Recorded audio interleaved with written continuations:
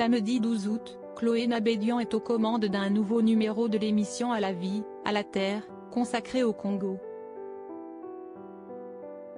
L'ancienne Miss Météo de France 2 s'est confiée sur ce tournage dans les colonnes de Télé Loisirs, révélant avoir dû affronter l'une de ses phobies.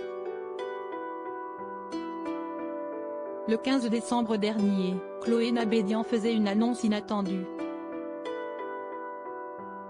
Après 6 ans au sein du service météo de France 2, la journaliste dévoilait son départ de la chaîne publique. Il y a 10 ans, lors de mon tout premier bulletin météo, j'annonçais de la neige en France, en pleine. Eh bien, je vais clore ce chapitre des 10 ans de présentation de la météo avec de la neige qui risque encore de tomber dimanche, lançait-elle avec émotion à l'antenne.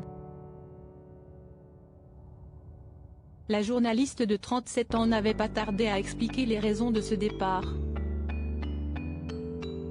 J'ai développé pas mal de projets cette année, notamment mon émission sur TV5 Monde.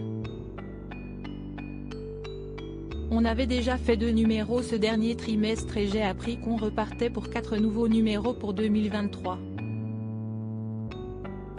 J'avais aussi cette envie d'aller sur le terrain, à la rencontre des hommes et des femmes qui luttent contre ce changement climatique, confiait-elle.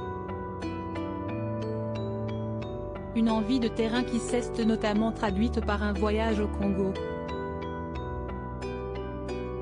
Si est souvent la peur qui vous paralyse ce samedi, Chloé Nabédian présente en effet un nouveau numéro d'À la vie, à la terre consacré aux pays africains. Un voyage qui lui a demandé d'affronter l'une de ses grandes peurs, comme elle l'a expliqué lors d'un entretien accordé à nos confrères de Télé Loisirs. Cela a été l'apprentissage d'un nouvel exercice où je suis sortie de ma zone de confort, mais c'était passionnant.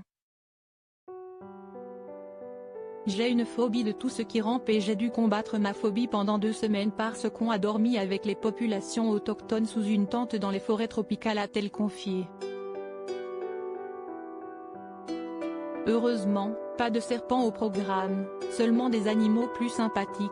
On a vu de très loin un gorille et de très loin un éléphant, mais on n'a pas du tout vu de serpent. Finalement, ça a été un peu la morale, si est souvent la peur qui vous paralyse plus que le fait de voir réellement ce qui est en train de se passer, ajoute-t-elle. Des sensations fortes au rendez-vous.